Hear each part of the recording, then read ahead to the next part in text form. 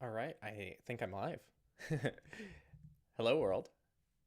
I haven't live streamed in a hot second, so we are going to figure this out today. But hello, welcome to Techlore. I am Henry. I own Techlore, and I'm excited today to finally live stream again. And here, let me move up these to compensate for my crazy arm movements. So happy Data Privacy Day. It is a pleasure to be here, January 28th. This is the day where all the companies like to act like they care about your privacy for one day of the year, even though they don't change anything for this specific day. So at least we will be celebrating things within the privacy community for ourselves. So I would like to challenge people as a way to celebrate today. I know it's probably the end of the day, but it's fine if you're celebrating the next day. It's all good. Try to do something for yourself. Do something to change your workflow around your privacy and security workflow. See if you can make one improvement somewhere, even if it's something really silly, like you don't have 2FA enabled on one of your accounts that you've been putting off for a while. Go ahead and do that.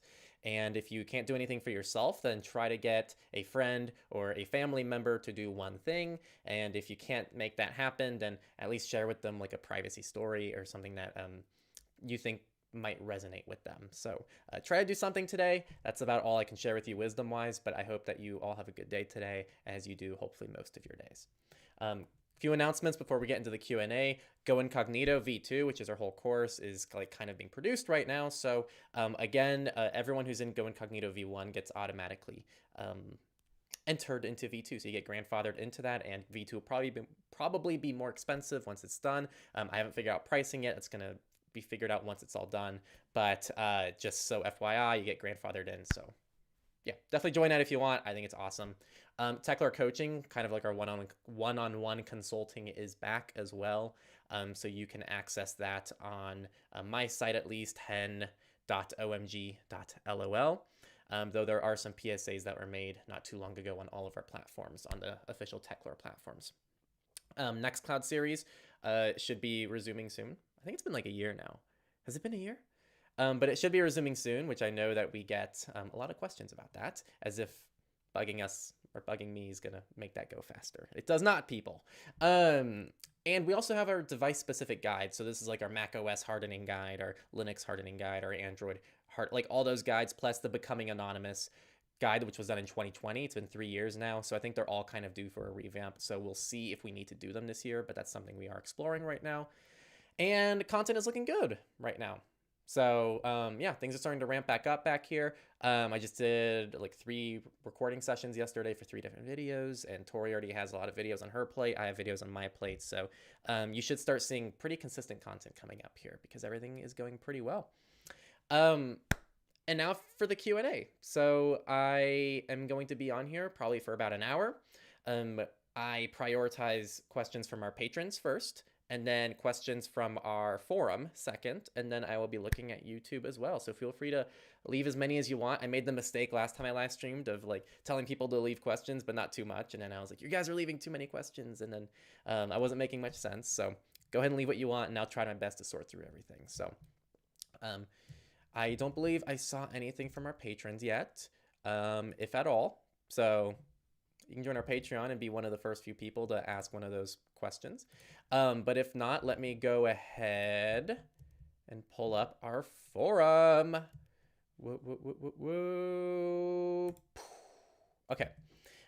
So here's our forum. First question. Actually, I did quickly look at these. I didn't have much time to prep, but this question here. And by the way, you should join our forum, discuss.techlore.tech. If you're not on there already, it's pretty awesome. It's like the privacy community that like we like.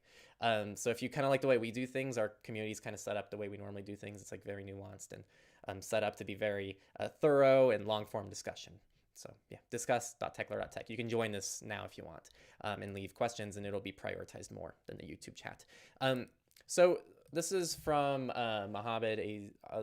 Sorry, I don't know how to pronounce your full username, but how to convince Arabic people to care about privacy and security. Now, I don't think there's, maybe there are cultural differences that might make privacy a little bit more difficult or different or easier even for Arabic individuals. I'm not familiar with that, unfortunately, but I'm guessing that I can still give some advice here, which is You really have to find what clicks for each individual. It's hard to find a single argument for privacy and security that applies to such a large demographic of people. You know, you can show people 5 different privacy documentaries and only one will like truly resonate with them and make them see the light, so to speak, and then the others might make sense. And I feel like a lot of things are like that. Anything like environmental related things, like people just don't get it, and then there's one thing that makes them get it, and then everything else starts to make sense. So I feel like every individual, you have to kind of like very lightly try different things with them. Some people, some people just have never even heard of anything privacy and security related. So for those people, it's just kind of telling them what's happening and they'll just straight up believe you and be like, oh, that makes a lot of sense. Those are the easiest people. But then a lot of people, they have to actually see the real world impacts. Some people have to be actually impacted by it themselves to finally start taking it seriously. So what I would encourage you to do is to put together, like for yourself, maybe 5 to 10 different things that inspire you to treat privacy seriously and you think that other people might enjoy as well, and then try to see if there are ways to take that and apply it to individuals in your life. And you're going to find that one person resonates more with this thing, another person resonates with another thing. There sadly is no magic bullet answer to this, or else privacy and security would just be normalized and everyone would see its importance. It's something that sadly does not come naturally to a lot of people. Second question here from sorry, before I continue there, I hope that's helpful. I know it's not the most helpful thing in the world, but I hope something there resonated with you, just to finish out that question. To move on to Crocodile, what does your KeePass and TOTP backup solution look like? If you encrypt the backups, how do you keep track of the passwords? So actually, this is relevant to really any password manager or any 2FA method that you're using. Generally, if you're using encrypted backups, which include your databases for things, then you can't really, I guess you could theoretically have a second password manager in theory. Like theoretically, you can have a separate password manager that's not backed up anywhere, that's just used to access your backups, but that doesn't seem very smart. So generally what you do is you have to memorize one very nice long passphrase. So that's generally what you're trying to do here. You have to at least have one password in your life that you memorize, unless your backups are somehow encrypted with some kind of 2FA method or something crazy like that, which, I mean, I haven't seen something that's that seamless before, but yeah, you can't really avoid this problem. So really like try to memorize a nice long passphrase. It can be a sentence. It can be kind of a password that you've memorized before that you're expanding a lot on over time. But that's really like the name of the game here when it comes to backups. Similar question here from Megan as the first one here, which is, hey, I'm 18 and I deeply care about privacy. 1 second. Woo, streaming stuff. There we go. Okay. I'm a teen and I deeply care about privacy, but no one else does or believes that there are ways to stay private and secure. How do I convince them, or how do I politely tell someone that I only check messages on Signal? So it's kind of 2 questions there. The first one I would definitely say is very similar to the last one, which is you need to personally like figure out what privacy means to you and what it can mean to other people. And you really just have to find creative ways of, man, side note, but it's weird how YouTube's live stream software gives you tons of pop-ups as if that's not totally distracting to a streamer. Side rant. But yeah, so you really have to like in-depth go in here and figure out what clicks with different people, because again, there's so few people that I can say that I told them the same exact argument for why privacy matters and they both clicked and it had the same impact on them. It's normally always different for different people, and I would say it's more of a journey than like you're going to convince them with this one paragraph. If you just say this one paragraph to them, I would say that they have to kind of like understand where you come from. You have to do a good job of communicating why you care about privacy and why you do certain things. That's something else that's really important too. Actually knowing why you do things isn't just helpful for you because you can now make better decisions for your own privacy and security. It also helps you communicate to others why you do the things you do, which frankly makes you look like you actually know what the fuck you're talking about, which a lot of people don't, right? If someone says, why are you doing it? And you're like, oh, to stop the NSA from tracking me. a lot of people will be like, okay, sure. But if you actually are able to be like, well, this is a very common attack that's happened in the past, and this is something that I can prevent, and you can prevent by doing this thing. It's more educational then, and it allows people to kind of come to their own conclusions on that. So something else that has worked for me there is just kind of like knowing why I'm doing things, because that resonates really well with people. And then how do you politely tell someone that I only check messages on Signal? Um, this really depends. So I have been recently talking to a lot of strangers and trying to all get them to use Signal, and I have a pretty good success rate. Almost all of them I eventually get on Signal, but I have kind of transitional services to get there sometimes. Some people I just tell them straight up like, hey, Signal's the best platform for me. It's where I check the most often. I think it's probably the best thing overall, and it's what everyone I talk to uses. That might get like a third of the people just immediately on Signal that I talk to. From there, though, um, from there, I'd say it's transitional. Like, you might get them on one platform and it's like, hey, audio messages don't really work well on this platform. We should like use Signal. Or hey, I don't have the desktop client for this, but I have the desktop client on Signal. Like, why don't we migrate to Signal? You can very politely just ask people to use Signal as well. I know it's a little bit more upfront, but be like, hey, I kind of only feel comfortable communicating with you on Signal. Is it okay if we use Signal? And something else that kind of helps is the normalization of Signal as well. Like, it has become a lot more popular now. You can say that it's kind of like Snapchat. Frankly, I almost never use the privacy and security of Signal as a selling point to get people on Signal. Just so I know that might surprise people, but I normally tell people like, oh, hey, this is kind of like iMessage FaceTime for any device. It's not limited to Apple devices. So we can communicate on Android, on iPhones, and you can communicate with any of your contacts regardless of what device they're on. I guess except the Linux phone. But I don't think that's normally a problem you're going to stumble on. So I almost never actually use privacy and security as a selling point when I migrate people to Signal. Which makes sense because most people don't care about privacy, or else they'd probably already be using Signal. So why are you going to be able to sell them to Signal on a privacy or security selling point? I say get them on Signal and then be like, oh, by the way, did you know that this like is the same encryption that's used for like every other messenger that has end-to-end encryption for the most part? Like Facebook Messenger uses, I believe Facebook Messenger. Don't quote me on that. I'm fairly certain Facebook Messenger's end-to-end encryption uses the Signal protocol. I know that WhatsApp uses it, and then you have Google Messages that uses it. So like all these services use Signal's encryption. So kind of fun stuff to throw your way. Question here. Happy Privacy Day. Where did the name Techlore come from? It sounds more like a tech history channel. Was privacy always a focus? What are your thoughts on assistance? Okay, a lot of questions here. Where did the Techlore come from? I was in class in high school, and the original name for Techlore, which is very cringe, for those who haven't heard this, was technology, but it's like a Ty Lopez knowledge, like technology. Oh my God, like seeing it spelled out, you should actually go on your keyboard and just type out technology. I'm sure someone can do it in the YouTube live chat. Do it for me, please. Uh, just technology was the original name. And I realized very quickly, wow, that's a very stupid name. So then I tried to find new names, and I feel like lore was kind of just an all-encompassing term for like learning about tech. And yeah, I didn't know it was going to be necessarily a privacy and security channel when I started it. There was a lot of things that I back then originally tried to do. And you can go back and look at the channel's history, and the things that aren't public are in our archived, unlisted YouTube playlist, so you can still see like old content. Yeah. Yeah, people are typing it. There you go. The first one is correct. Yeah, just here, I'll copy and paste it. That's it's pretty ridiculous. Knowledge lore, yeah. So I eventually stumbled on like Techlore. I stumbled on the name Lore. I forgot what from, and I'm like, ooh, Techlore kind of has a nice ring to it. But I slowly became more and more invested in the privacy and security side of things, and the channel kind of closely follows that journey. You know, the channel kind of follows my journey into stumbling on privacy and security, and then it just kind of became a privacy and security channel at that point. And my thoughts on assistants, I don't really use them. Frankly, I feel like they're pretty useless.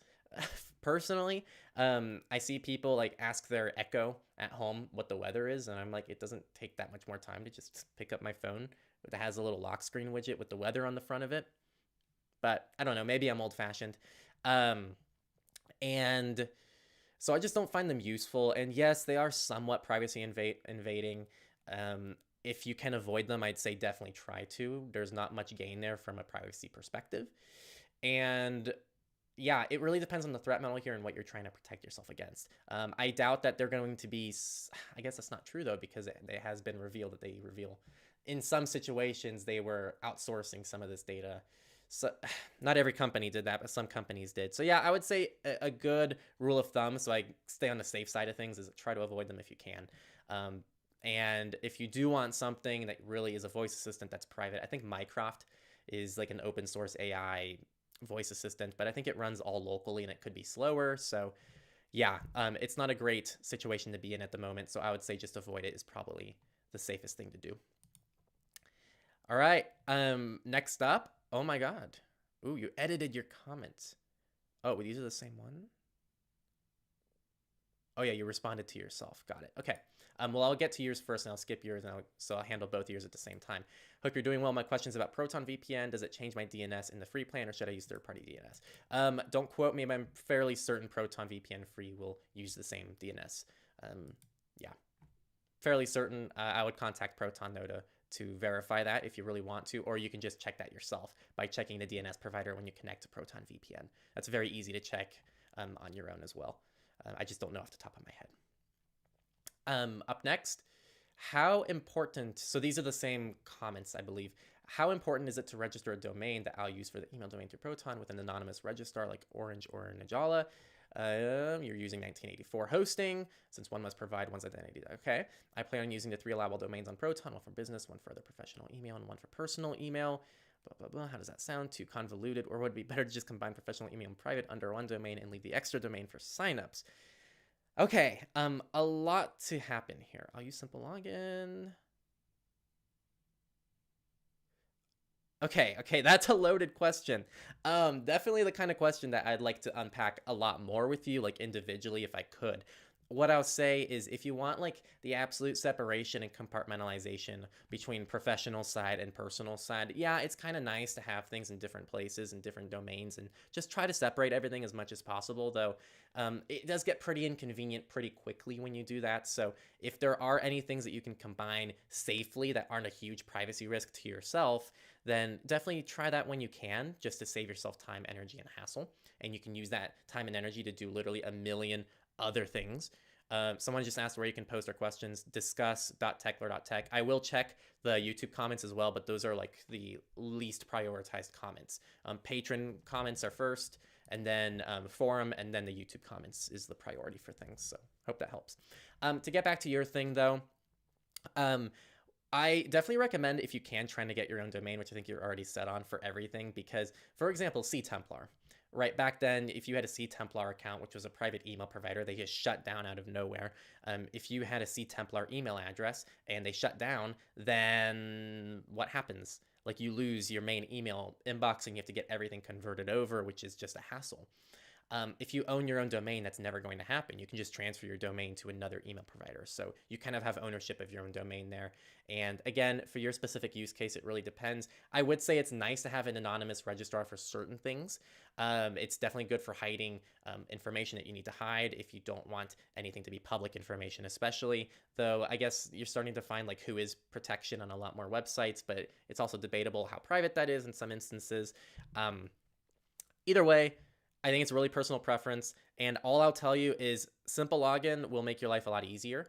You don't need to have like an account email, a billing email, a personal email. Like you really could just have like a business email and a personal email and then a simple login account for each of those, or even the same simple login account with 2 different mailboxes set up. Simple login, I know you said it's kind of ridiculous to create a pseudonym for each website, but with simple login, that's like actually extremely convenient and super easy to do, and you'll probably never even notice it. So I very much encourage you to check out simple login, because you'll probably realize it's a lot less intense to use it for every website than you might think it is. So yeah, I know that was kind of a simplified answer, but in the interest of time, we're going to keep that one pretty short. All right, let me go ahead and check. Oh, okay, we got a question from a patron. Sammy Depresso. Oh my gosh, one of our biggest Techlore fans, Sammy Depresso. What's your advice for young people who care about privacy? I guess it really depends on it depends on where that question's coming from, because there's so much to it. So like there's just the privacy invasion that comes along with being like a student nowadays. If you're in public school, you probably are forced. Oh, here, let me I'm not in the forum anymore. So here, I'll just set it to comments right now, even though I'm reading off a patron question here. What's your advice for young people who care about privacy is the question here. And I would say that first, just be aware of like the most immediate stuff, which is stuff that happens on at your school. And it's a lot nowadays for students. You know, students nowadays have to use Google, they have to use Microsoft, they have to use a ton of third-party software. And now with like the pandemic and COVID and everything that happened, and now they're having to have all the spyware installed, like as extensions in your Chromebooks and everything like that. Like everything is designed to monitor students all day and night, which kind of sucks because for a lot of students, I know I can speak for myself here as well. Like school was an escape from like being watched at home and like having to be like this little child in someone's life. So it was awesome to be able to escape to school. But now in school, if they're surveilling you and they're watching you and breathing down your back the whole time, then you never really get a real escape. And then even when you go hang out with your friends, you probably have a smartphone on you, and your parents might be tracking that as well. So I would say, like, if you can have a safe space as a child, I think that's important just for mental health, if anything. Like, just having like a private space for yourself where you can just be by yourself and not feel like you're being watched is super important for really everyone, including, I think, young people. But be very careful with student stuff. Student stuff should be separate from personal stuff. Don't use your school email for buying things. Don't use your school email for signing up for things. If you play games, like, have all your own personal stuff that's separate from school devices, and keep it away from school devices if you're able to. That's something I really harp on, and it's the same thing with work and business. Like, if you have a business device, like, you really should try to keep personal stuff off business, unless you have like very good, clever ways of keeping everything separated. And aside from that, like, it's probably a little bit demoralizing, because I think a lot of people around you probably won't care much about privacy. It's not like they do as adults either, but especially as children, and you know, maybe even being a teen and whatever age range you are, it's a little bit challenging. So I would really say just like protect yourself when you can, and when you can advocate for things, speak on it. Something I really loved doing when I was going to school is baking privacy into the projects I would do. So if I wrote essays, I would tie them into privacy. If I did art projects, I would tie them into privacy, and it always sparked good discussions with my classmates and my teachers. And so that's something else I would recommend you try to do when you can. I hope that's good enough. And then what's your favorite privacy tool?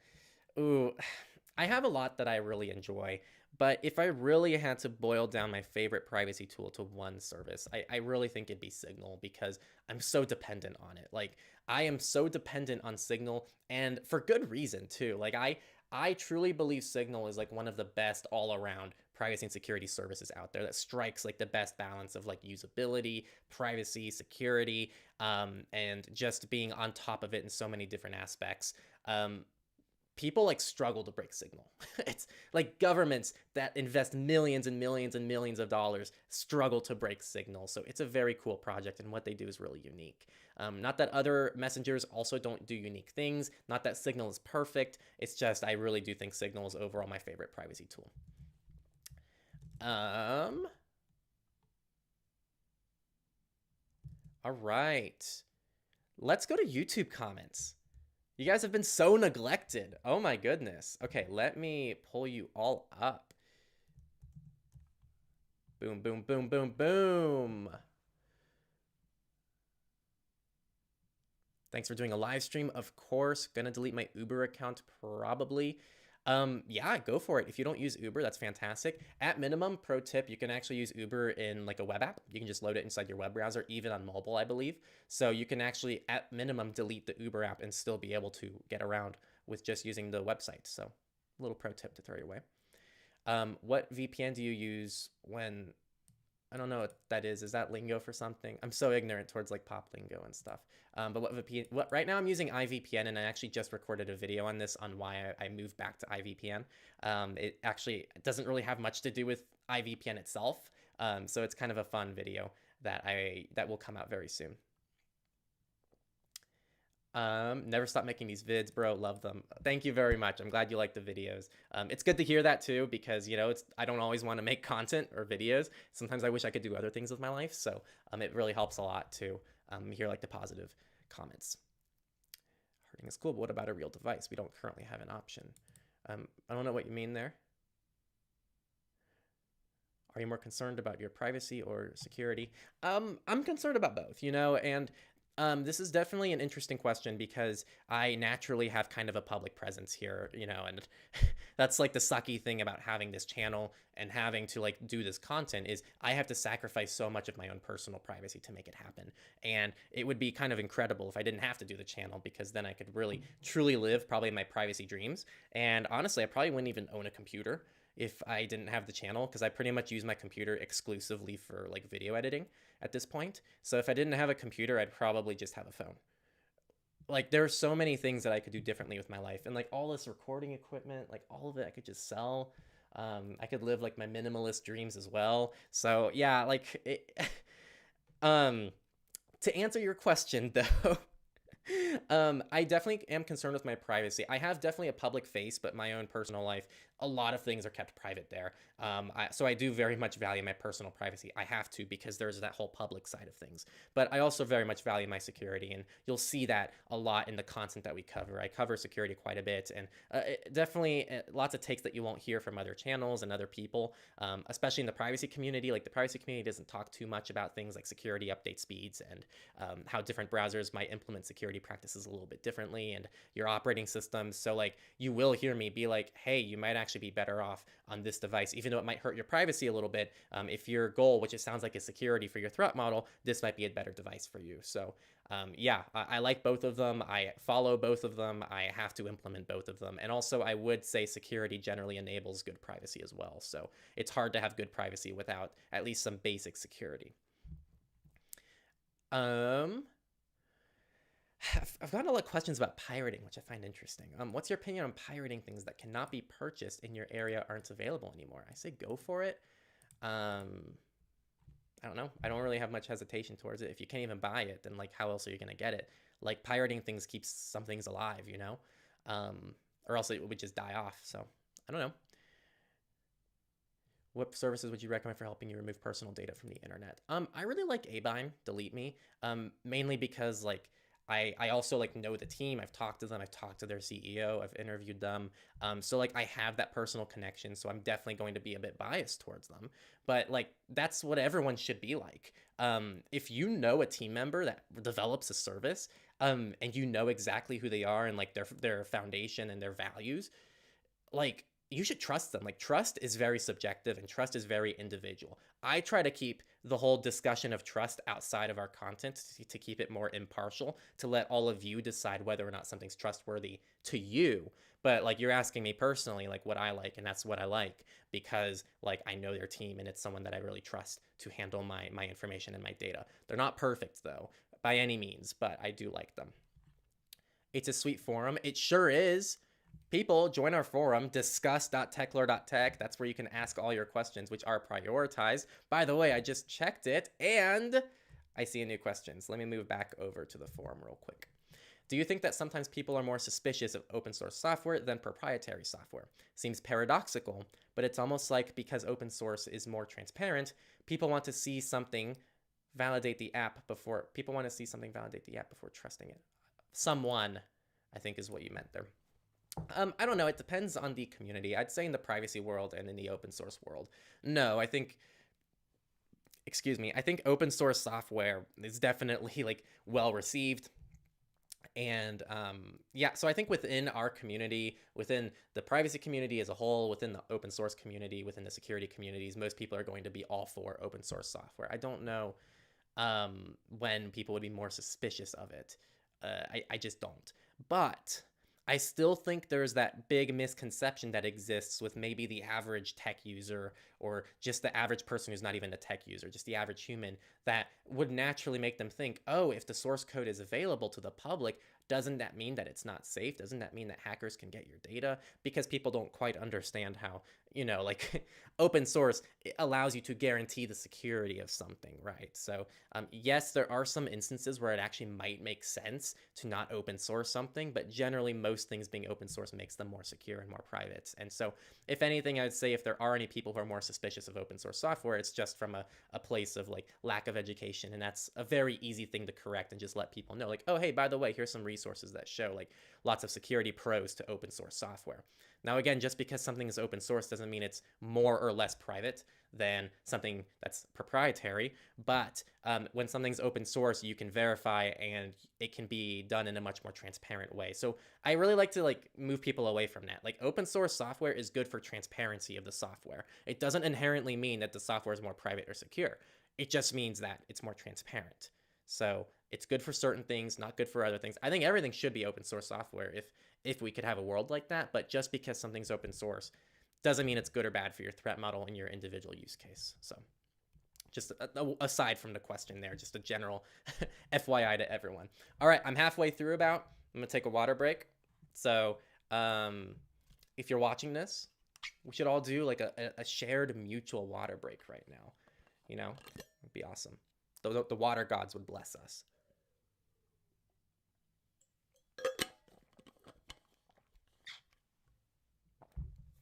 Okay. Let's resume. Little cough break as well. What hardware software solution can we look towards as something we might be able to use? I don't know if that's a question or a statement. Sorry, I have to be a little picky with questions because I'm already halfway through. Actually, let me make sure there's no patron questions. Discord. Nothing on Discord. All right, yes, back to this.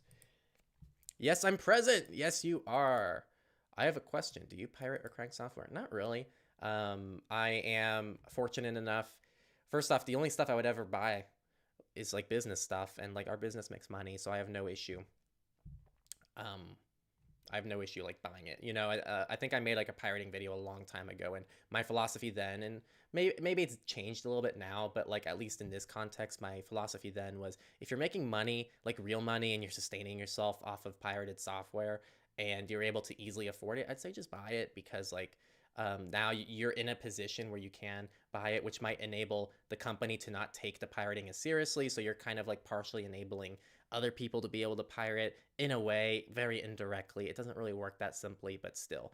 I don't know though, like the free tools are getting so good now. Like Photopea is fantastic and works in any web browser, and it is like very, very powerful. And DaVinci Resolve has their free plan now. It's really like there's lots of good free options now. Oh, I missed this.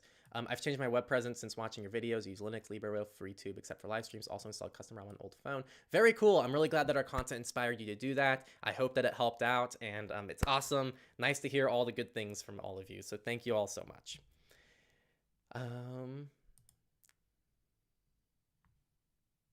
That's a good approach. Yeah, I normally compare Signal to like Apple's ecosystem, because it makes sense to people. I'm like, oh, hey, how there's like FaceTime and iMessage? Yeah, Signal's like that, except it works on any platform, and it also like protects you much nicer, and I think it has a much better interface and a much better feature set than iMessage. That's personal preference, but I like can't stand to use iMessage. I use it and I'm like, oh my god, everything's so clunky compared to Signal, which is much more convenient to use, in my opinion. Where are these questions? All right, so again, if you're a patron, there's a Signal chat for patrons, and there's also a Discord chat for the patrons as well. So those are the most prioritized, and then our forum has posts as well. So join our forum at discuss.techlore.tech. There's a pinned post there that you can ask questions, and then I am occasionally chiming in here on the YouTube comment section. How do you edit your videos? DaVinci Resolve, baby. All DaVinci Resolve. I actually got Tori, our video editor, to also use DaVinci Resolve. So now like both of us who edit videos are using the same software, which is awesome.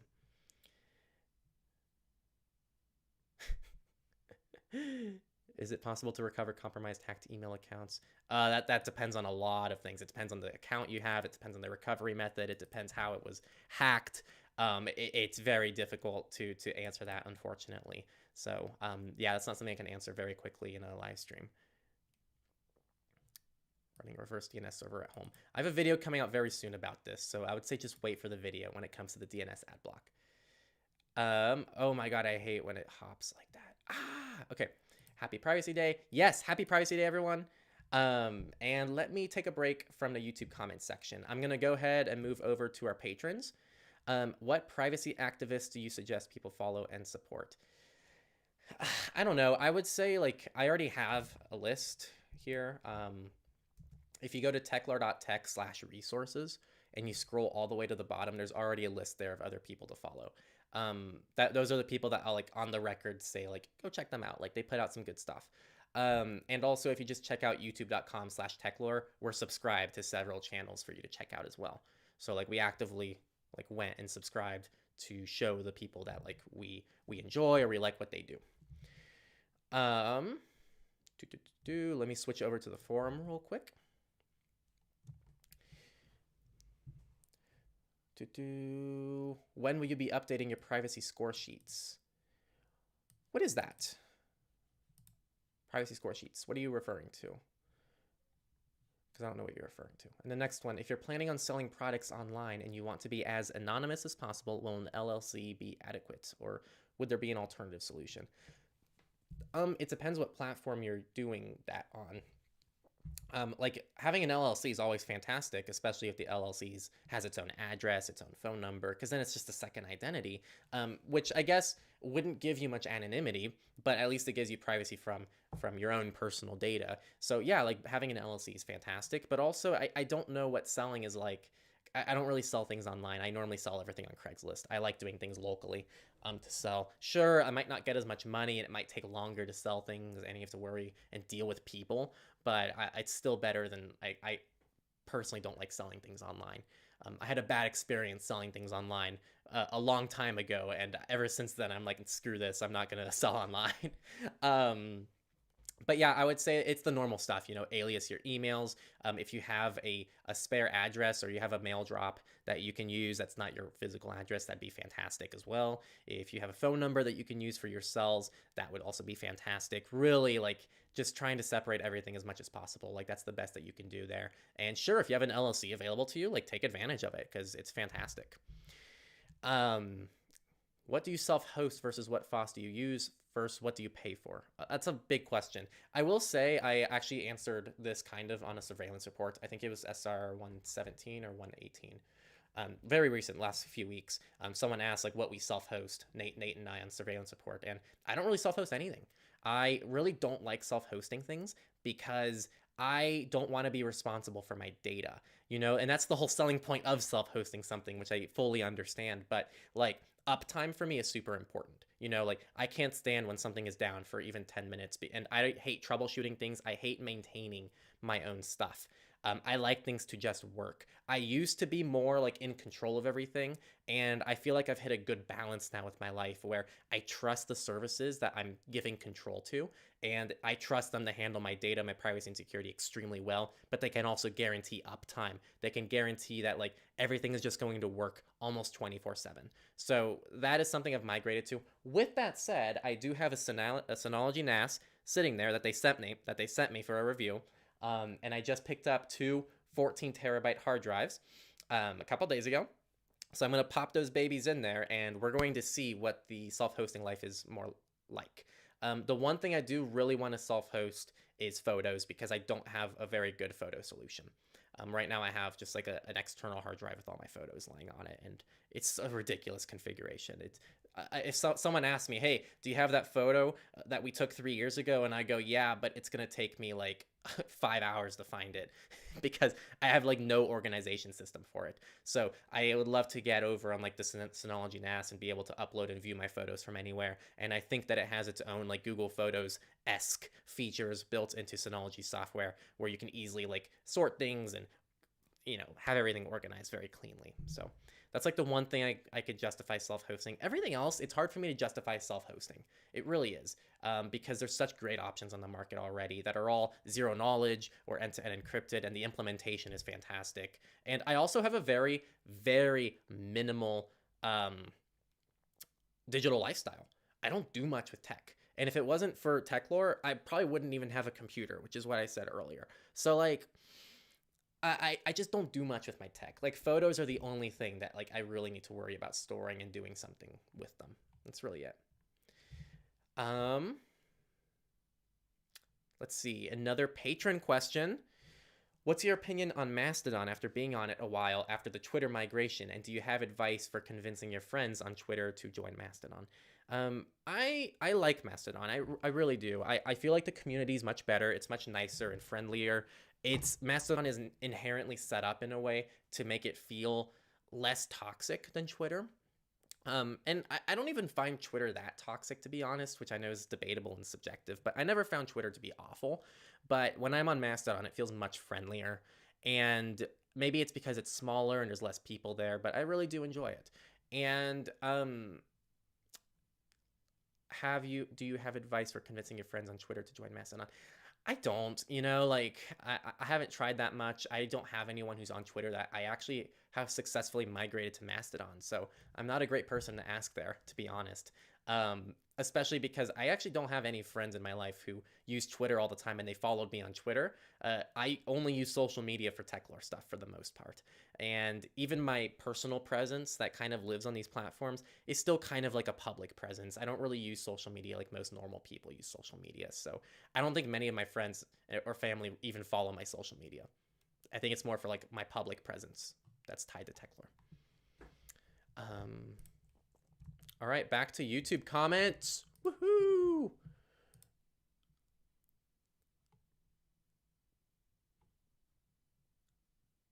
I'm trying to like, sorry, I can't answer every question, so I'm trying to be like a little picky with questions. I've never even heard of them, but it doesn't.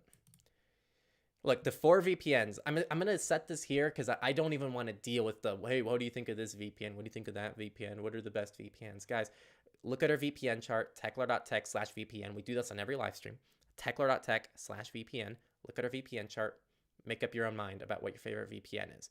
If you want clear-cut recommendations, the 4 that I always point people towards are Mullvad, iVPN, Proton VPN, and Windscrub. Okay?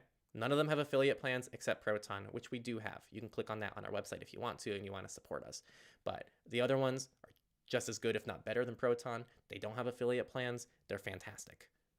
Those are like the best VPNs you can get on the market from a privacy and security perspective. And it's hard to like debate that either because it's pretty objective data on why they're that good. Look at our chart. Which browser do you use? I'm always like bouncing browsers. I always have different browsers available for different things, but my go-to browser is always Brave. I definitely like overall love Brave. Great browser. Is it okay to use VPN every time when I turn on internet? Sure, why not?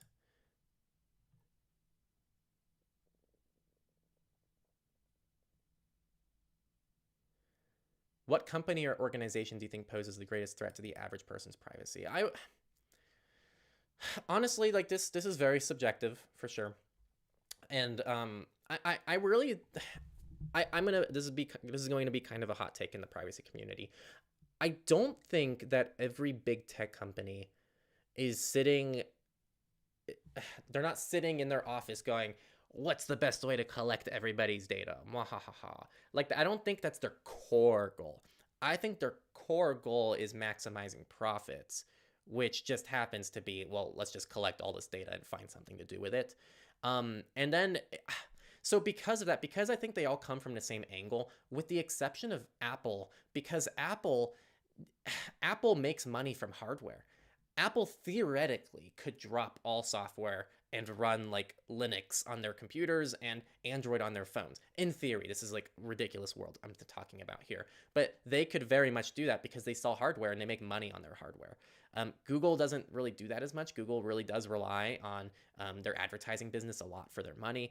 Facebook as well. Facebook has zero business model that isn't just invading people's information. I would really say when it comes down to it, Facebook is the company that I think is Facebook, Meta, whatever the hell you want to call them.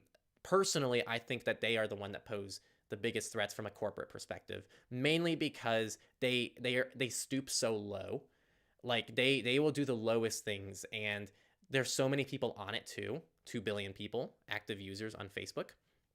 And they also own Instagram and WhatsApp, and they correlate all that traffic. And there's so little regulation, and it's very obvious that like they actually do have real influence on people. Cambridge Analytica and many other scandals have proven like the real influence that Facebook has on the world. And frankly, like when I really try to like dig into Google, a lot of what Google does, like yeah, it's like really screwy, and like they're really crappy to their customers when it comes from like a control perspective and from a privacy perspective. But there's actually very few scandals that really show like real world impacts of what Google is doing to the world. And same goes with Apple. Like these aren't perfectly private companies, but when it comes down to real world impacts that these companies have had on people that we can actually measure and quantify, it really is Facebook that comes on top of a lot of this. So I really do think that Facebook is one of the most evil companies in the world from a privacy angle. So I don't know. That's personal preference, super subjective. I would just say that like at least Google has other revenue models that aren't just their advertising business. And same goes with Apple. And then I don't know what Facebook does. Like, what does Facebook do? I guess they have like Oculus now, and they have these weird other projects, but like no one, like their main thing is their software, and their software has no revenue model. WhatsApp, Instagram, Facebook, like all these things have to inherently rely on just completely being toxic to people in the world. But I'm very pessimistic. I don't like Facebook. I can't use iVPN on my Mac because it's too old. Can't update it anymore is the only option to get a new Mac. If you can't update your Mac because it's that old, yeah, not just to be able to use iVPN, but you need something with security updates, my friend. It's pretty important stuff. So I would recommend you get any machine that's still getting current security updates, because that's very important for everything. Yeah, that's what I'd recommend. How's your running going? Running is going well, actually. Like right before I hopped on this live stream, I did a run. Let me check it out here. So I ran a little over 2 miles this morning, and then I ran a little over 7 this evening. I'm at about 40 for the week, about 41 for the week, and I have about a 12, 13 mile long run tomorrow. So I'm looking at like 52, 53 miles for the week, which I'm pretty excited for. I have my first race next Saturday, so I'm excited for all of that. Running's going well. I feel very fit right now, so yeah, I'm really excited for that. Bookmark managers. Yeah, I can look into that. The options aren't very big. I mean, you're limited to like what, Pocket, Good Links, and Raindrop are probably the main 3 that people would throw out. And outside that, I mean, like it's kind of just a crapshoot. So of those, like Good Links is nice because Good Links just integrates with iCloud. So if you trust iCloud, which now has end-to-end encryption, then like Good Links doesn't even collect data about you. So like that's pretty cool. But yeah, it'd be cool to like maybe review that a little bit more formally. Thoughts on Apple adding hardware to FA key support? I think it's great. I don't know like what to complain about there. Anything that can get like hardware key support is a win in my book, regardless of the company, regardless of the context. Even if Facebook got hardware key support, which maybe they have, I don't know, that would be awesome. I'm glad you like us. So many people asking about piracy. I know it's a privacy. Maybe they misread privacy Q&A and piracy Q&A theory. Let's see. Patrons have questions. VPN questions with a laughing emoji is what one of them wrote. Another question: what do you love and hate on iOS, and what do you miss from Android? I'm gonna be honest. I hate almost everything on iOS. I hate iOS. I think it's such a crap operating system. Like, I really dislike it. Everything is so inconvenient. I will say, actually, the one thing I really like about iOS is Spotlight Search. And here's why. The way I use I have an iPhone right now. The way I'm using my iPhone is I have an empty home screen with just a few apps on the dock and no apps anywhere else. And the way I use my iPhone is I never actually unlock my iPhone. So I take it, boom, Face ID, swipe down and I spotlight into everything. So it's like a very focused way of using your phone. So like if you need to open your password manager or your browser, you just swipe down, you don't unlock anything, just type Brave or whatever browser you use and it opens up. And then when you're done with that, you just swipe away, swipe down back into Spotlight, and then it's like, oh, I need to check my emails. Boom, check your emails. The problem with the way tech devices are set up, and I'm very passionate about this, by the way, is they give you all your apps and all your programs, and even when you don't have anything to check, you still want to like open them to see, oh, is this checked? Is this checked? And you're not actually thinking actively. You're not working actively. You're not focused when you're doing that. When everything's removed and you have to do keyboard-based navigation, you have to actively type what you want to do. And all my devices are set up this way, including my computer. So my computer has no dock. Nothing is pinned on a dock. Everything is keyboard-based because that way I have to like, okay, I need to edit a video. I need to open my to-do list program. Boom. Spotlight search, to-do list. Or if you're on Linux, whatever like your global search is, or on Windows, your global search. Like I'm telling you people, move over to like keyboard-based navigation on all your devices if you can. And it has a transition because it took me like a week to fully like get used to it. But once I got used to it, I'm like, holy crap, like I'm actually in control of my devices for once because nothing is ever going to open, nothing's going to happen unless I actively open it. Very side tangent to your question there. What I miss from Android is the deep layer of customization, and I have a lot more options on Android from a privacy and security perspective that I really appreciate. And obviously you have access to F-Droid, and it's a much bigger open source development community on Android that doesn't really exist as much as on iOS. The ability to have things like Signal be your default SMS messenger are fantastic, though we all know that Signal dropped support for that, which really blows. But yeah, there's just so much more that you can do on Android, and there's like little things too, like Proton Mail. Proton Mail, you can't, if you're logged into 2 Proton Mail addresses on Android, you can actually turn off notifications on a per email basis. So like if you have a business and a personal email on Proton, the business one you can mute notifications for, but you can get notifications for your personal one. You can't do that on iOS. It's just one notification system for everything on iOS. So I would just say everything feels less developed on iOS. And there's not much about iOS I actually prefer over Android from a usability perspective. So yeah, I don't like iPhones. I really don't. I think that they're kind of crap. The only thing I like about they're quality devices. I just think they're kind of crap for my use case. They're great for my personal privacy and security needs though, which for those who've watched content that we do would probably understand why that is. But yeah, it's a long convoluted story, but I will say I love the 13 mini. I love the small phones. I like how they made the small phones, and I'm very upset they got rid of the mini because that was like for me the main selling point of an iPhone. Big answer.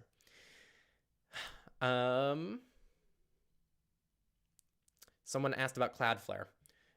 They like Cloudflare, and from a security standpoint, it's great, but from privacy, it's pretty terrible. Have I noticed any competition pop up for them recently?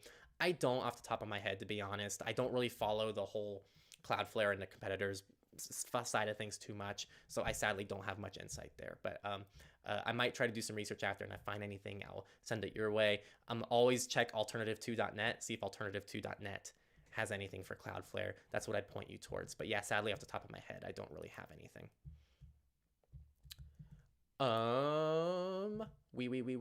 Let me move over to the forum. We're down to the last like 5 or 10 minutes. Let's see if I have a second bout of energy so I might be able to go through the YouTube comments. Oh, the forum's already up. Look at me go. Not question as much as praise. I love the friendly, positive tone you take with Techlore and its content. So many focus too much on fear, doom, and gloom. Thanks for your efforts. Of course, I'm really glad you like that. Yeah, it's, I will say it's always tempting to go that route because fear, doom and gloom, extremism is what gets clicks. And I tell my team all the time, if we went that route, we could get like 500,000 subscribers in a year. We could probably hit 1 million very quickly. I can guarantee it because like... like the amount of things that we could lean into to scare people into clicking on a video and giving them like good enough information for them to leave happy with it is way too high. And a lot of people do take advantage of that. But we don't really do that. Like we really try to stick our heads in like the evidence, what we can do, and like really stay away from the doom and gloom, because even though it performs well, it's just for the long-term sustainability for ourselves. Like there's self-gain there, you know, like we have a reputation to try to maintain, and like the reputation I want us to have is like we will always give you like what we believe to be the best privacy and security advice that we can give you for your own individual needs. Like that's what we go for. We go for very educational content. We go for very like specific fact-oriented content, and we could probably perform a lot better if we didn't do that, because the world doesn't like that. The world doesn't like nuance. The world likes extremism nowadays. And so yeah, I appreciate you saying that, because it is not it's a very difficult thing back here for us to have to balance. I find speech to text extremely useful, especially Gboard. Any way to do this privately? Maybe implementing something with OpenAI, blah, blah. Okay, I will say, if you're on a custom ROM, like I know Calyx OS, for example, you can actually block internet for Gboard, like that whole app. And I think you can do that with even NetGuard, though I think that would take the spot of your VPN. So you can actually use Gboard with a layer of privacy. I guess you can start getting into like more of like the unfound territory of like, oh, what if they're contacting a separate domain and correlating this with a different app? And like, I guess you can start going down that rabbit hole. But if you really just want to stop Gboard from collecting data about you, you can probably just block internet access to that specifically and call it good for most threat models. I don't know any Gboard alternatives though that have like as thorough of a speech to text. So I hope that like that option will help you out. You can use something like NetGuard. What do you think about Invisible Pro? Haven't actually heard of it or looked much into it, so sadly I don't have much to add there.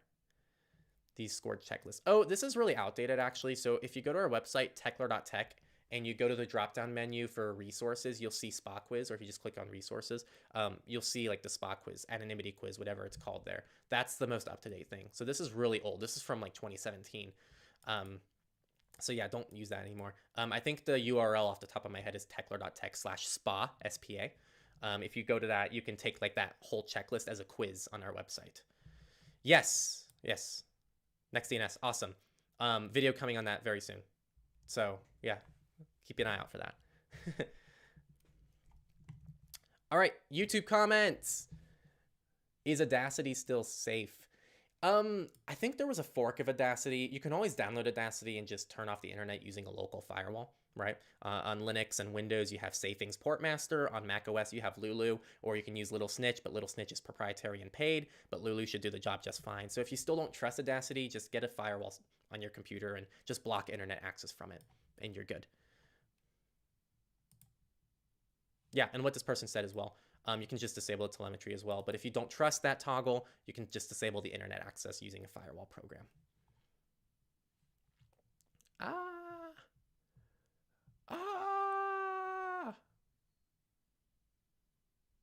Oh my God, there's so many comments. Blessed by the water gods. Speaking of, I think the water gods want to take another sip. So right now, any of you watching, if you have your water bottles next to you, let's do this as one unit.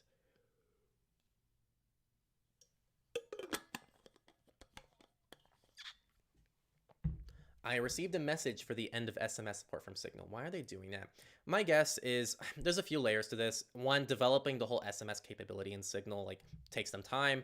And I think another layer to this too is like SMS is kind of going away with RCS coming around the corner. And also, here's the biggest thing. On Signal's blog, Signal has a blog about their end-to-end encrypted messaging, and it's more or less laid out this way. On iPhones, you use Signal, you have end-to-end encryption. On desktop, you use Signal, you have end-to-end encryption. On Android, boom, there's like 2 paragraphs explaining how Signal works on Android, because, you know, if it's an SMS message that doesn't have the lock icon, it is going through your cell carrier, which means this for your threat model, and blah, blah, blah. And so there's this whole nuanced answer, and my guess here is that like Signal doesn't even want to bother with that either. Like from a marketing, from a selling point perspective of like, hey, just use Signal, you're protected. They can't really do that right now because on Android, it still supports SMS, which just doesn't protect its users whatsoever. So as much as I like that feature, and I know Nate from The New Oil loves that, and he's pissed about that whole decision, but I do see why they made it, and I am upset as well, but like it is what it is, you know? I think it was going to happen at some point, but yeah, it does kind of suck as well. Water needs more caffeine. No, it doesn't. The world has a caffeine addiction that we need to like break, in my opinion. What do you think of saving your 2OTP token on your password manager or KeePass? It doesn't defeat. So again, this is actually a really good question. I see this a lot. just to clear the air a little bit, right? Like, don't let perfectionism be your enemy. The real thing that 2FA protects you from is data breaches. So like there's a few layers to this, but like the first one is data breaches. Your email and password end up on some random hacker forum online. It's fine because you still need 2FA to log in, right? And in that situation, your password manager and keeping your TOTP tokens inside your password manager still protects you from that. In the case of phishing attacks, this is still protected as long as someone doesn't try to phish your password manager. So my point here is that like having TOTP or 2FA inside your password manager is still giving you a great layer of security. The only downside is if your password manager becomes compromised via some targeted attack or anything like that, then you have a very serious problem. So it increases your risk a little bit, but it still gives you many of the perks of 2FA. So I would say like don't hesitate if you don't want to use a separate app. Like you're still fine keeping it in your password manager. With that said, it's objectively better to keep it separate if you can. At the very least, I would really caution having. I'm very opposed to 2FA ever being cloud-based, which is another reason why I can't stand Authy. But if you have an offline database like KeyPass, if it's offline, kept offline, very well secured, and you have like a key file to enter your KeyPass database, then I would feel pretty confident being like, okay, like you're probably in a pretty good spot, and keeping 2FA inside your password manager probably isn't going to pose a massive risk to you, and it's still going to give you a lot of game. So yeah, again, if you can, keep them separate, but if you do want the convenience of keeping them in the same place, it's still very secure. It's just not going to be quite as good, which shouldn't be a huge deal breaker for a lot of people.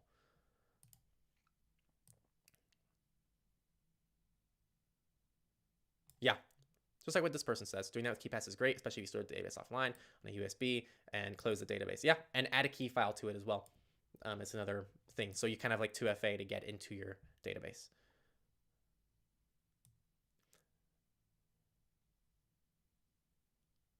Happy Privacy Day to you as well. Sorry, people, I can't get to every question. If you want to make sure your questions are looked at, become a patron or join our forum, because that's where like all the questions I very much answer are. Yep. Good job. Wow, you echoed everything I said. Are you on Mastodon, and who should we follow on Mastodon? Yes, I am on Mastodon. Hen at social.lol. It's on my website, hen.omg.lol. Or if you just pull up the Techlore Mastodon, it should be one of the pinned posts that links to my personal one. So, yeah.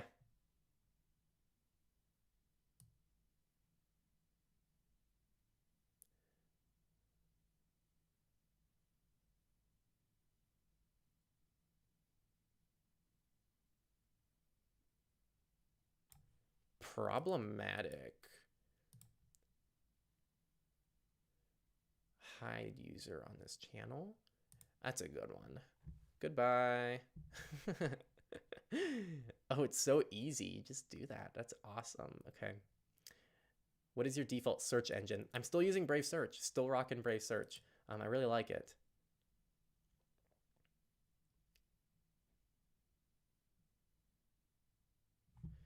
Oh, did I switch it back? I didn't switch it back. I'm so ridiculous. Oh my God. Someone should have, oops, I bet someone did say something. I'm sorry, people. That was probably really confusing. You really like pfSense? Yes. I'm almost through.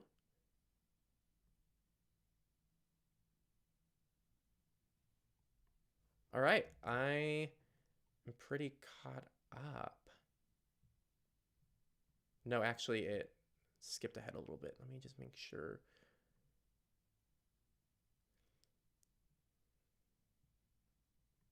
Whee! Android OS on iPhone hardware might be a good middle ground, LOL. Yeah, that would actually be kind of fun. Yeah. Fear does sell. Is Quad 9 with Proton both active overkill? No, if you trust Quad 9's DNS more than Proton for whatever reason, then sure. But I would ask, like, why are you doing that? You know, which is what I ask people to ask every time they're doing something privacy and security related. Like, why are you doing that? Because a lot of people can't answer that question, and they realize they're just making improvements for the sake of making improvements without actually thinking about why they're doing it, which is like super important. Water time.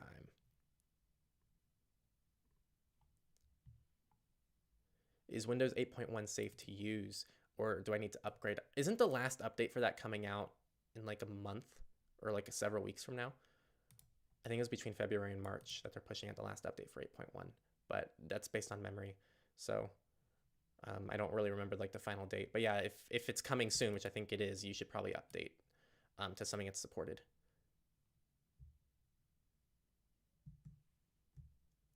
Signal. No questions from patrons. Let me go back to the forum.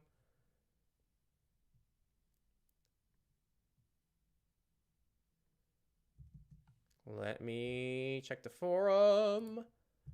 What RSS reader do you use? I'm self-hosting YAR right now myself, and it works pretty well. This is our forum, again, for people who are here, discuss.techlore.tech. I really like NetNewsWire. It's really nice on iOS devices, so that's really it. On Android, I never used an RSS reader on Android devices, actually, come to think of it. I'm waiting for a nice web-based RSS reader. Like, that would be awesome. Like, imagine you just log in online and all your RSS feeds are done like via the web. I love web-based stuff. Everything I use is web-based. I can't stand local programs and applications. I'm a web-based shill for sure. I love things that are web-based.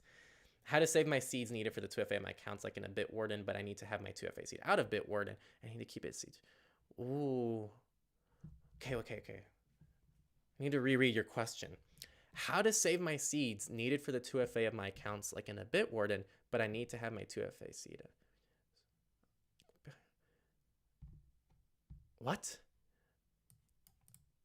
I'm so confused by this question. Can you clarify your question and I'll come back to you? Oh, that's the next comment. You might want to clarify that sentence. You want a safe place to back up your 2FA, but you don't want to keep it in something locked behind 2FA. Got it. Okay. You have a lot of options. I would honestly watch our TOTP guide. That's like the best thing I can recommend you towards because it does cover some of that. So here, TOTP, Techlore. I'll even link it to you just to make your life a little bit easy. And I am wearing like the hacker hoodie in this. I was recording this away from my home, so I had to improvise a little bit. But here, I'm sending you a link. I really think that video should clear up. If you haven't already seen it, it should clear up different like backup methods that you have and that you can use for your 2FA seeds. All right, last call. I'm gonna do a last call now. Last call from especially our patrons and our forum users. I'll give you all like a few minutes to leave any final questions before I log off. And in the meantime, let me take a look at the chat. Oh, and let me move over OBS to actually show the comments. Look at me go, people. I'm learning how to live stream better. Is using Lineage OS with GApps less private? Absolutely. GApps is pretty much just Google Play services. Like, sure, you can customize which GApps you install, but it's still contacting Google pretty much the same way as Google Play services would. So, no, it's not that private. MicroG, which is what this person is asking, then that's better. MicroG still has like very few contacts to Google, but it still does contact Google with a few of the features in MicroG, but you can actually disable those.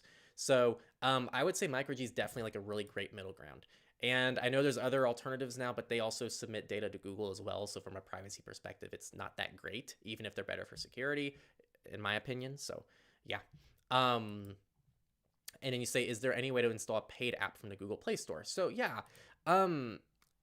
First off, yes, some websites will like have an APK paywall that you can buy, but normally the way you would do this is you use Aurora Store. So Aurora has a Google login. You can log in with your Google account, and if you already paid for an app on your Google account, you should be able to download the paid app via Aurora, but you are still logged into your Google account within Aurora. So that is the compromise there, and there you go. Never heard of it.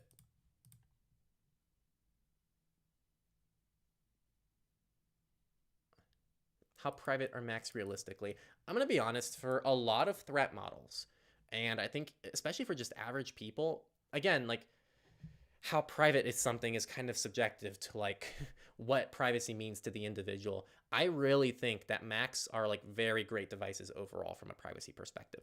Yes, they're proprietary, blah, blah, blah, but like you can actually verify a lot of this. In fact, the recent stuff that came out about Mac OS, the researcher, who was very misinformed, by the way, and it was debunked and everything, they were using network analysis to figure out what was going on, and then other people were using network analysis to figure out what wasn't going on. And people were like, you can't use network analysis because Mac OS is proprietary and you can't actually figure out what's going on. And it's like, well, but the person who made the accusations used network analysis and you completely trusted everything they said. Long story short, macOS is a pretty good place to be overall. No, it's not completely private. It's not like Linux where you can pretty much have full assurance that like there's no data being submitted to any kind of entity, especially if you toggle off telemetry and all that stuff. With that said, what Apple collects is very minimal, especially compared to Windows. It's also a very secure operating system from the get-go, and it also protects yourself from third parties extremely well. Again, privacy, there's like first-party privacy, but there's also third-party privacy, and this is where macOS excels a lot, in my opinion. Like, for example, if you install OBS on a Windows device or even a Linux device, it just works. You just open OBS, and it has access to your camera, it has access to your webcam, it has access to all your files. It can do anything on your computer. On macOS, it's not like that. You open OBS on macOS, you have to give it permission to access specific directories on your computer. It can't access any of your files, and you can actually make OBS only access one single file directory on your computer. To access your camera, it's just like your phone. You have to give it a permission. To access your microphone, you have to give it a permission. To access your keyboard shortcuts, you have to give it a permission. To record your screen, you have to give it a permission. People on Linux and Windows, unless you're using like Flatpaks that with like Flat Seal or something, there's like very few ways to actually stop a program you install from just recording your screen. Which is a crazy thing when you think about it, because phones don't work that way. Phones are much more modern, but macOS kind of has a similar threat model and a similar setup as phones have, which is really nifty. So again, very complicated answer. It depends what you're going for as well.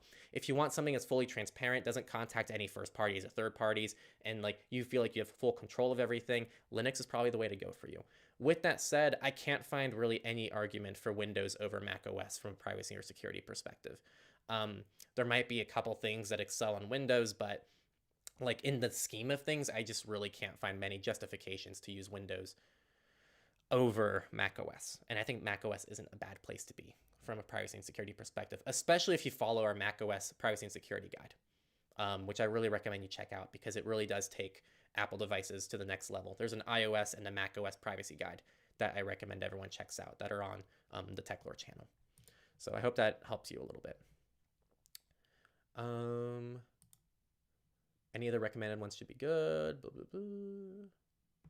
I thought Aurora used aggregated non-personal Google accounts. So yeah, when you open Aurora, it's going to give you, so for those who don't know, Aurora is an app store on Android devices that allows you to download Google Play applications. It's an open source app though. So it's like a proxy to the Google Play Store, and it actually downloads apps directly from the Google Play Store. So you don't have to worry about the security angle of things or anything like that.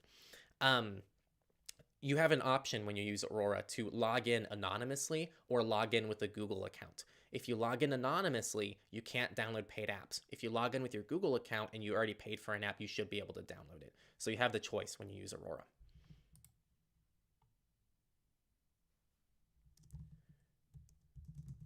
La, la, la, la.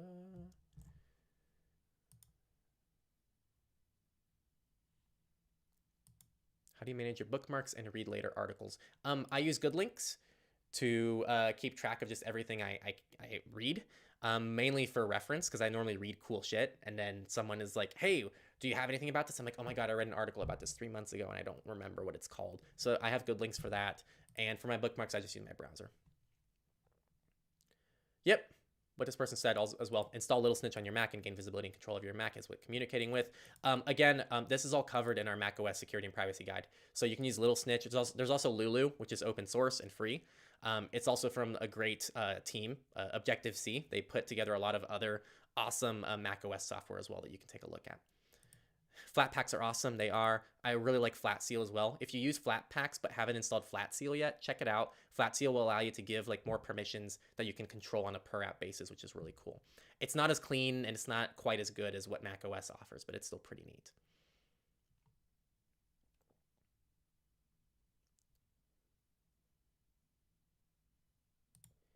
All right, people, I'm 15 minutes over already. So I'm actually going to shut off YouTube comments. I apologize. I will maybe just quickly see any goodbyes when I log off, but yeah, that's it for YouTube comments. Let me go ahead and switch to forum comments real quick, because we're already 15 minutes late, so I'm sorry. So here, you mentioned you dislike cloud because password manager is TOTP based like Authy. Is there a reason why? If you're keeping password TOTP locally, how do you keep an offsite backup? Side note, I moved from LastPass to 1Password. I have changed all my passwords in my vault and TOTP codes. Oop, didn't mean to do that. By the way, this is our forum, people. Discuss.techlore.tech. Greatest privacy forum on the internet, in my opinion. You mentioned you dislike cloud-based password managers. So the reason why, so I generally, okay, this is personal stuff. I dislike anything cloud-based. I don't like my stuff living on other people's computers, which I know contradicts what I said earlier, which is I don't like self-hosting my own stuff. But the reality is there's so little data that I create in my life, especially data that has nothing to do with Techlore. Like people, I use tech for almost nothing in my personal life. Like I live the most like off-the-grid tech life that I could probably have. And all of my digital footprint revolves around Techlore. And with that said, like almost nothing I do goes to the cloud. All my photos stay local. That's like the main data that I generate is photos, and they all stay local. And I dislike anything cloud-based. I really do. I don't like the concept of things being stored on other people's computers for a lot of reasons, but I just don't like that general concept. With that said, I do have a big gripe with 2FA being in the cloud. One sec. And the reason for that is it breaks the whole purpose of 2FA in a way.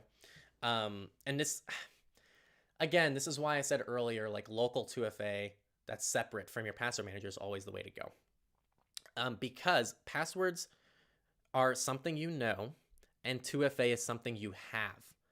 That's the concept of 2FA. The concept of 2FA is you're combining two things that makes it twice as hard theoretically for someone to get access to it. So someone could get your passwords, but they can't get into your account because they don't have your TOTP codes that can only be accessed on a phone that's local, right? So that's why I really dislike TOTP being cloud-based, which is why if you do keep TOTP with your passwords, I would recommend you have that configuration with something offline, because then TOTP is still something you have, and that's offline. Whereas if it's in something like Authy, you don't really have it, right? Like it's in the cloud, it's stored on Authy's servers, and Authy, I have so many things to complain about with Authy. I think it's a terrible service for many reasons, but yeah. Sorry, that was a very convoluted answer. I'm starting to get tired if people can't tell. If you're keeping passwords locally, how do you keep an offsite backup?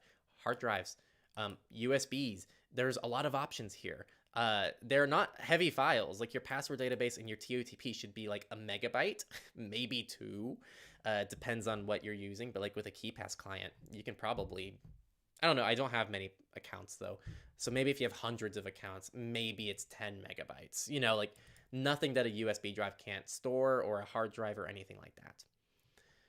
I'm glad you moved from LastPass to 1Password. Like everyone, look, 1Password's not open source, but like anyone who knows their shit is all over 1Password and the team behind it, because they're a very competent team and they're always making like really great moves, and they are a lot of times ahead of other password managers from a security perspective, even ones like Bitwarden. So yeah, 1Password's really solid despite it being proprietary. Is logging in for paid apps with Aurora a better option than with Sandbox Store? I'm gonna avoid and dodge that question. There's a couple services I use that have 2FA SMS, only 2FA. How do I make SMS more secure? There's not really. Oh, you brought it up. Thank you. I was gonna talk about that, so you brought it up. What is pro and cons for my sudo for SMS 2FA? So I will comment here. I think VoIP services in general are going to be a little bit more secure than using a regular phone number for your SMS 2FA. And the reason for that is I've never really heard of VoIP services that port numbers outside Google Voice, but then you're locked inside a Google account, you know? which is incredibly secure. Like, I don't care what people say about Google. Yeah, it's privacy invasive, whatever. But like from a security angle, like it's hard to beat what Google offers the world. Like Google is phenomenal security, and they have some of the best security engineers in the world that ensure that like the billions of Google users are kept safe. And they do a good job of it because it's very rare to hear about a Google data breach, people, which is incredibly rare. But yeah, if you can, and this is kind of the tough part, if you can, use Google Voice or a VoIP service for your SMS 2FA, because it's not going through like the clear text of the world to get to you, because again, like SMS isn't like really encrypted, so like theoretically someone can just intercept your SMS messages, your cell carrier can get your SMS messages. I'm surprised actually that there hasn't been a SMS data breach that leaked 2FA codes for contacts. That's something that will probably happen someday. That's unlikely to happen with a service like Google, though. I guess it's still possible, but like you're locked behind a Google account with a number that's locked to your Google account. So like the risk of SIM swapping is pretty much non-existent. And yeah, I really enjoy the Google setup for SMS 2FA. The only problem is then services might recognize that it's a Google account and it's a VoIP service. So then I would say like then you might use like a local SMS. Sorry, I'm getting tired. Then you might use an like your regular SIM number just for those few select services, or you have a spare one laying around. I really recommend, I know it's a very luxurious thing to be able to do, but if you have like a spare burner phone with its own little SIM card in it, that's just for like account registrations and it's used for nothing else, that's pretty nice too. So that way like everything by default goes to Google, and then you have like that backup option for things that won't take your Google number. Is there how to prevent certain programs from connecting to the internet while it is able to connect LAN network normally? Oh, that's a tough one. You're pretty much asking for like a local firewall that would have customizable rules depending on how you're connected to the internet. And I don't know of one that does that. I don't know if like the Portmaster allows that. That's a pretty specific use case. So that might be the kind of thing you might want to bring by like the Portmaster team from Safing, like bring that by them, see if they want to implement that as a feature if it's not already, and just hope for the best. I can't think of any ways to do that without some crazy workarounds that would require a lot of DIY stuff. So yeah, that's a very specific thing to want to do. Patron says, I don't have a question, just a thanks. Thank you for getting me into privacy. Love you all. Thank you all very much as well. Thank you to our patrons. And I think it's probably a good way to probably start ending this. I'm almost half an hour over now. Let's see here. Lulu accomplishes exactly the same thing as Lil Snitch. It's just less pretty. I agree. Yes, Lulu very much is not ideal from a from a usability perspective. Thanks everyone for watching. I'm gonna go ahead and end it there because I'm starting to get very tired. So let me go ahead and go back to the intro here. So again, let's go through this again. Happy Data Privacy Day. If you didn't catch the beginning, I did these PSAs earlier, but I'll do them again. Try to make an improvement today to your privacy and security. Again, it can be something as simple as just enabling 2FA on an account, or maybe you see in your password manager that like the entropy for one of your passwords isn't as high as it could be, so maybe you can update that. Just try to make some changes today, positive changes. And if you can't or don't want to make personal changes, at least try to get one of your friends or family to make a change for themselves. It's a good day to be like, hey, it's Data Privacy Day. Do you want to like do something together? Be like, this means a lot to me. Like this, like let's do something to like help you, or at least just share an article along with them. Just do something to try to celebrate today. Again, Go Incognito V2 in the works. This is our course. You can already go ahead and join it, and you get grandfathered when V2 comes out. So V2 will probably cost more, so that's why I'm like saying that. If you get in on Go Incognito right now, you'll be grandfathered into V2 and everything should work perfectly for you. Also, V1 is still great. It's starting to get kind of outdated though, so that's like the main reason why we're doing a V2, but that is there for you. Techlore coaching is back. So again, if you want to join our like one-on-one consulting and work with us one-on-one, again, that is like we get some requests from people who are like, I want to make my privacy better. Like, no, this is like a very like serious thing. Like, you know, I've worked with business executives. I've worked with like public figures. Like, this is something that like, if you're serious about taking your privacy to the next level and you want that one-on-one help, that's what that's for. because it's pretty like hands-on. Like we talk and we have multiple meetings and I'm helping you along the way. And so like it's a very in-depth process. So like it's not just like willy-nilly, but it's there for you if you want it. So that's on my website, hen.omg.lol. And also we did some PSAs on some Techlore stuff, and we'll be doing more formal PSAs that is back now. Nextcloud series should resume soon. We'll also have our device-specific guides and Becoming Anonymous 2023, so like Mac OS privacy and security guides, as well as Windows privacy and security guides, iOS, Android, and Linux. Those will all be redone probably this year. We will, not confirmed yet, but most likely. And then Become Anonymous is like our main guide that we do every few years. We did one in 2017, then 2020, so probably this year we'll do our next one. And lots of fun content coming your way. So yes. And the last thing I want to say, people, if you enjoyed this, if you enjoy us, just see if you can give back a little bit, because it really means a lot and keeps us going back here. Patreon is a great way of doing that. Patreon.com/Techlore. We did open a LibraPay recently. LibraPay.com/Techlore. I'm guessing is the URL, but I don't know. But if you go on LibraPay and search up Techlore, you'll find us there. We do support Monero. If you go to techlore.tech/support, is it support or support us? Oh my gosh, I need to know this. I need to know this. I think it's just support. It is just support. So if you go to techlore.tech/support, there's Patreon. You can donate through PayPal. We also support Monero. So definitely send Monero our way if you want like a private way to support us. And also join our communities, people. Like our forum is awesome. Seriously, join our forum. It is such a great place. Discuss.techlore.tech. It's like a very nuanced, very like long form discussion place to talk about privacy. So if you have more complicated questions that like you don't know if like you can ask us directly, like ask our forum, because there's some great people there, and sometimes myself or Jonah or other team members, I think my dog's awake, they'll also chime in there as well when we're able to. So join our forum, discuss.techlore.tech. Join our Patreon, patreon.com/Techlore. All of your support is super appreciated. Thank you all for watching, and happy Data Privacy Day. You are all awesome. And then let me stop the stream. It always takes